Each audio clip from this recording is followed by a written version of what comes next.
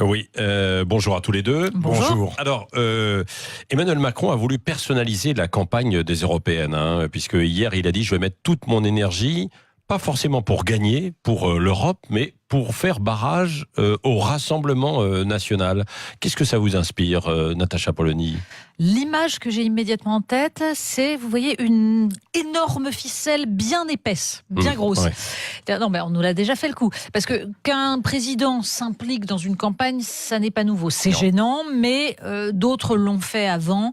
Là, simplement, ce qui apparaît comme vraiment frappant, c'est l'instrumentalisation jusqu'au bout du Rassemblement national comme épouvantail. Ce qui a marché pendant la campagne présidentielle et qui permet à Emmanuel Macron aujourd'hui, de fait, d'apparaître comme le seul rempart, le seul qui est là pour empêcher, etc.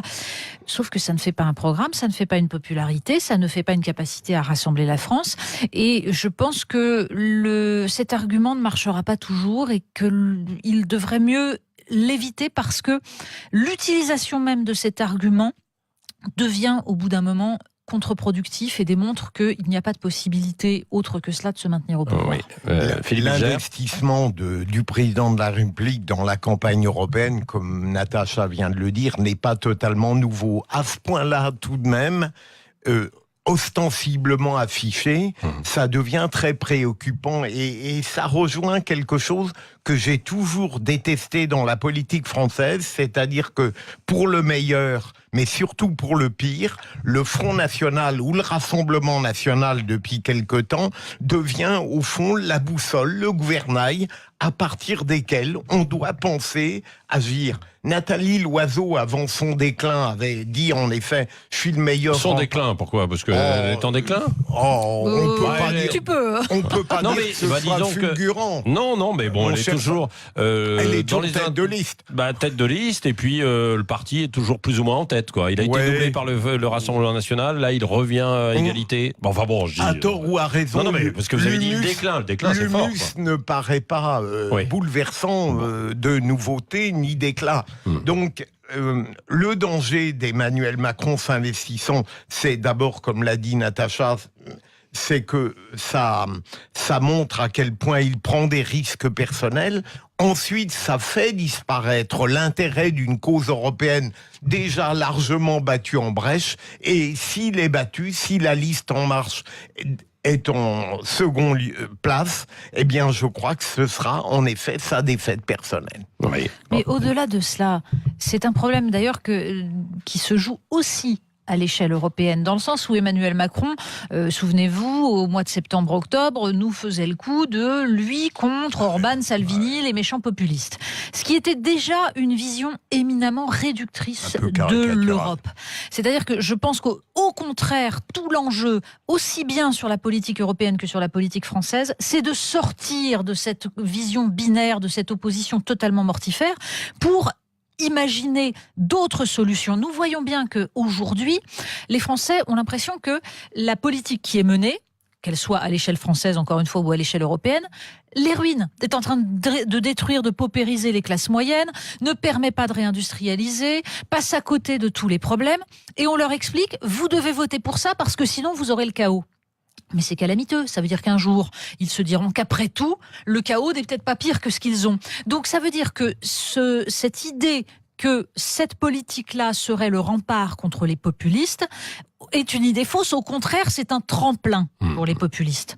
Donc il faut, contre cette espèce de vision en noir et blanc, proposer tout simplement des solutions, c'est-à-dire expliquer en quoi l'Union européenne pourrait protéger, en quoi elle pourrait se modifier ou pas, mais débattre du fond. Ah bah non, mais ça, il l'a évoqué, puis c'est dans le programme. Non, quoi, mais même si c'est dans le programme, vous voulez dire dans le programme, dans le programme de la République En Marche. Oui, voilà, le truc est quand même très récent. Pardon. Tardivement, hier. Mais comme pendant la campagne des présidentielles, d'ailleurs. De toute manière, Patrick, moi je trouve que longtemps l'espèce de condescendance, voire de de mépris qu'on avait avec ces populismes qui tout de même avaient été élus démocratiquement a été totalement contre-productif. Il est extrêmement difficile pour un pouvoir en place de faire une synthèse entre une vision qu'on peut approuver de l'Europe et de son esprit, et en même temps ce qui surgit de la part de certains peuples comme une sorte de constat totalement négatif. C'est ça qu'on aurait demandé à Emmanuel Macron ou à sa liste En Marche. Mais je crains que qu'on soit enfermé dans un étau où évidemment les deux conceptions les plus caricaturales de l'Europe sont en tête, parce qu'elles offrent à l'électeur de quoi s'indigner ou de quoi approuver. Le reste est derrière, quoi. Oui, et du coup, ça deviendra, c'est ce que dit Marine Le Pen, une forme de référendum. C'est clair. Comme toujours. Oui, de toute façon, les élections européennes, on le sait, hélas, mobilisent peu les citoyens qui ne voient pas bien l'intérêt d'aller voter. Et de toute façon, on ne peut pas tellement leur en vouloir. Regardez, on leur demande de voter pour un Parlement européen dont on sait que de toute façon, ce n'est pas lui qui va choisir et qui va mener les politiques. Il est utile, ce Parlement. Il a réussi certaines choses. Par exemple, l'interdiction de choses comme la pêche électrique, les choses comme ça. Ça a l'air anecdotique, c'est important. Mais dans la vie concrète des Français, dans la vie concrète des citoyens, c'est pas ça le problème. Et ce qui se joue en Union européenne, c'est le rapport de force entre des États-nations, notamment la capacité de la France à s'imposer face à l'Allemagne qui aujourd'hui a conquis à peu près tous les postes clés, tous les postes essentiels dans les institutions européennes. Donc c'est pas l'élection au Parlement européen qui va changer cela. Les gens le savent. Bon, c'est dommage, encore une fois, parce qu'il y a des politiques à mener au niveau du Parlement.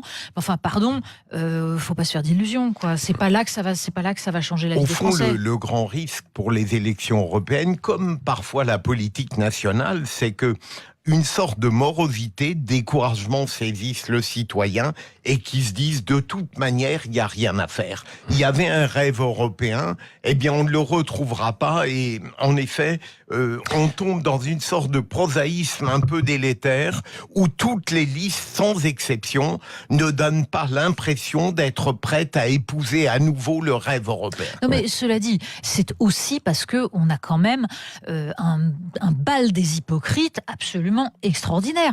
Regardez, je prends l'exemple des Républicains. François-Xavier Bellamy est très sympathique. Il explique qu'il faut changer l'Europe, qu'il faut mettre un peu de protectionnisme, etc. Enfin, il se présente sous les couleurs d'un parti politique qui a signé tous les traités, qui a tout accepté, en particulier les traités de libre-échange. Donc, je veux bien que ces gens-là aient changé et découvert la Lune tout à coup. On a besoin de preuves. Même Nathalie Loiseau, aujourd'hui, nous explique il faut une Europe qui protège. Mais laquelle ? Ça fait 30 ans qu'ils nous la promettent, l'Europe qui protège.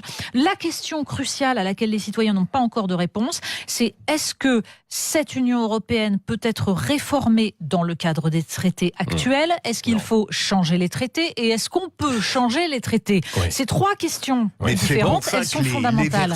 Les visions dégagistes ne font pas un grand score, mais sont cohérentes quand on les écoute. Un Asselineau, c'est discutable, mais il peut toucher certains esprits parce que... Bon, pour l'instant, il touche à 1% dans les intentions. Il est très bas, mais n'empêche que dans le jusqu'au boutisme, il y a quelque chose qui peut se dire... Cela dit, pour terminer, c'est vrai que, y compris comme les législatives, on se dit parfois, à quoi ça sert d'envoyer des députés ou des sénateurs, puisque ce sont avant tout des chambres d'enregistrement.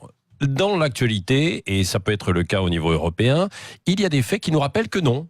Exemple, le référendum d'initiative partagée qui pourrait avoir lieu sur la privatisation des aéroports de Paris, qui est une initiative de parlementaires, montre que finalement, non, ils peuvent compter quand même dans le débat. Et on peut avoir la même chose peut-être au niveau européen. Si on a des forces qui s'allient, non ? On n'y est pas encore, Patrick. Non, on n'y est pas encore. On y arrive. Mais c'est très bon. Il n'y aurait jamais eu ce référendum d'initiative partagée s'il n'y avait pas eu la crise des Gilets jaunes. C'est-à-dire que quand à un moment, des populations, des citoyens se mobilisent, ça fait bouger les choses. Ces mêmes parlementaires ont voté, tous ont accepté toutes les privatisations, celle des autoroutes qui est scandale sans nom. Là, ils étaient prêts à accepter la privatisation d'ADP. Il se trouve qu'il y a eu une crise majeure et que sur tous les ronds-points, la question des autoroutes était au cœur des discussions. Heureusement. L'avantage d'avoir refusé le RIP pour le président, c'est qu'il a amélioré le RIP. C'est au moins ça. Voilà. Merci à tous les deux. Natacha Polony en une de Marianne ce week-end. Mais en une de Marianne, un petit quiz pour savoir justement de quel candidat, de quelle liste, de quelles idées européennes vous êtes le plus proche. C'est amusant. Et on peut se faire un mapping. Vous faites aussi sur le site le test. Et là, vous avez votre pourcentage de proximité avec les différents candidats aux européennes. On va jouer avec Cécile. C'est mieux que Mythique. Hein. Ouais.